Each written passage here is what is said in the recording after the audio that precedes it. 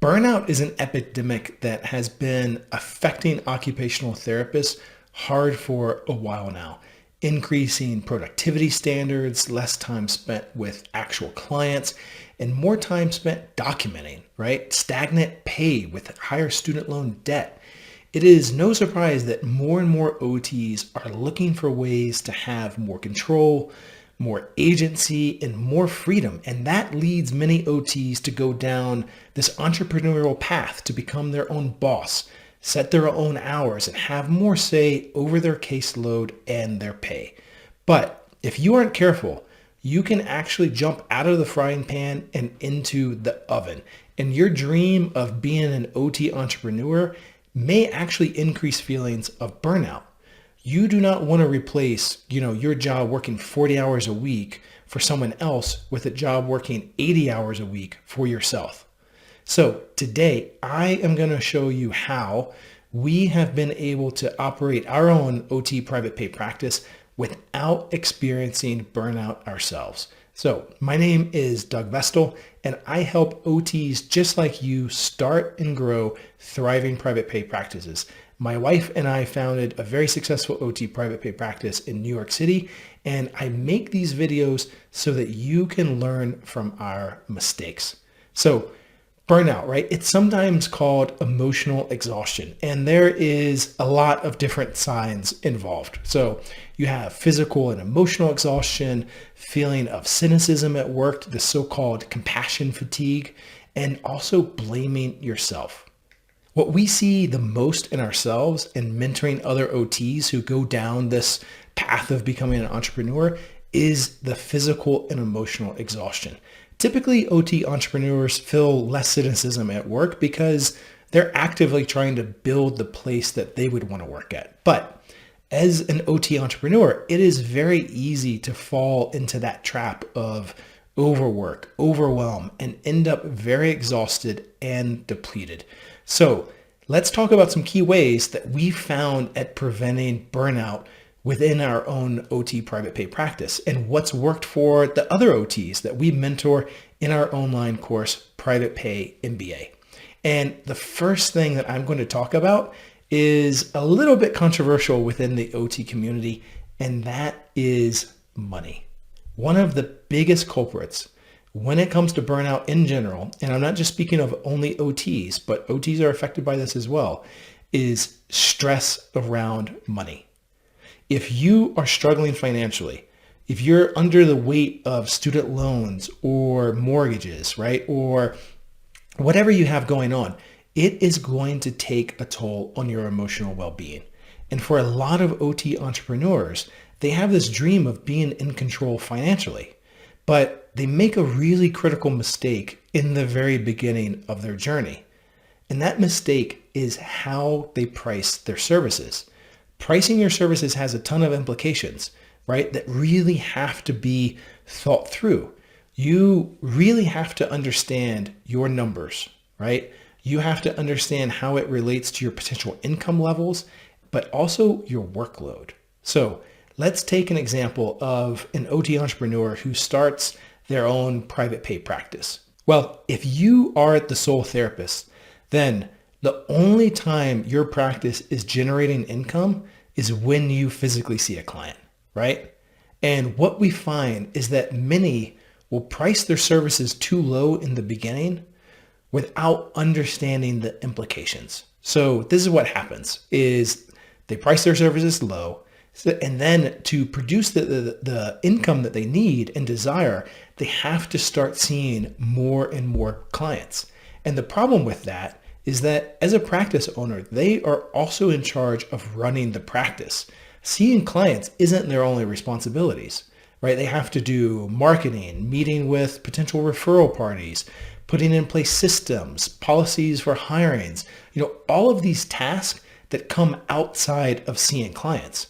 And so you absolutely have to account for this time when you price your services, right? Your services have to be a reflection of the entirety of what it takes to deliver the service, not just your time physically with that client.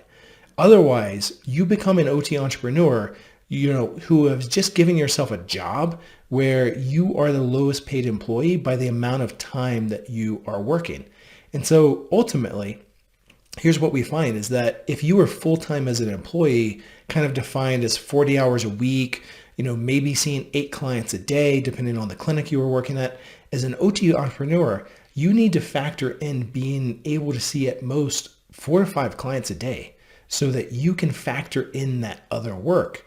And your pricing has to reflect this, right? And this is super important. It is the difference between having a good lifestyle and income and working from 8 to 4 every day without bringing home work for the evening or the weekend versus another OT who also owns their business but is super stressed, overworked, underpaid, and still exhausted at the end of the day. The second aspect that we found at preventing burnout with OT entrepreneurs is building your team. And in the very beginning, just to set expectations, you will likely be doing everything on your own. And that is fine for getting it off the ground. In fact, that is the price most OT entrepreneurs pay that others aren't willing to pay. It can really be a lot of work in the beginning, but you have to look at your energy levels and those tasks that you're doing and really ask 2 things. So is this something that me and only me can do with my unique skill set? And 2, can someone else do it better than me? And the number one mental shift to make is to view things from an investment mentality rather than a cost mentality. So let me give you an example from our own OT private pay practice. In the very beginning, we didn't have an assistant. So all of the phone calls, all the emails, all the scheduling changes, those had to be handled by my wife. In the very beginning, as we were starting off, that was fine for us because, we were building our reputation, our brand. So we wanted to provide a high touch service. Plus, we were bootstrapping this. So we just didn't have the money to hire initially. But once we started getting clients, we quickly transitioned to hiring an executive assistant. And this person, she worked 10 hours a week. She replied to the emails. She rescheduled clients. She answered questions on the phone, all of those things. And yes, it cost us money, but we switched our thoughts about this from being a cost to being an investment because now we freed up 10 hours a week in our schedule. That was the investment we got back, 10 hours. We could work on the business during that time. We could see clients if we wanted to during that time, or we could just lead a more balanced life because now, we weren't playing phone tag with clients after hours, so we can actually put the work down and transition to home life.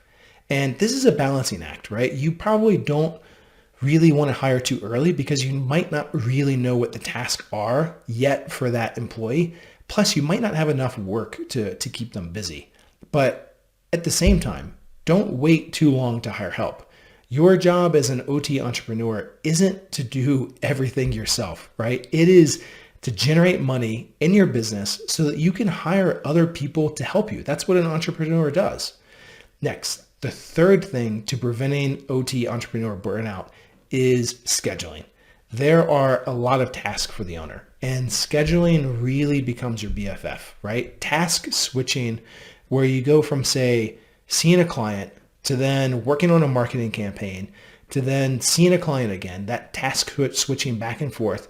Research has shown that that causes a lot of cognitive fatigue. So instead of task switching and having days that are just unstructured, where you go from one thing to the next unrelated thing, you really want to schedule and block off your time by activities. So to give you another example, we had days where all we did was see clients. That was it. And then on other days, we worked on business related topics. And that worked for us. But you may find that you want to see clients in the morning and then work on the business, in the afternoon. That's fine. The point is just to be really intentional about it and not switch back and forth between unrelated tasks too much. And critical is to plan out your week in advance. So get super specific and say on Tuesday from 12 to 2, I'm writing the new community workshop. And then from 2:30 to 4 p.m., I am writing the marketing material for that community workshop.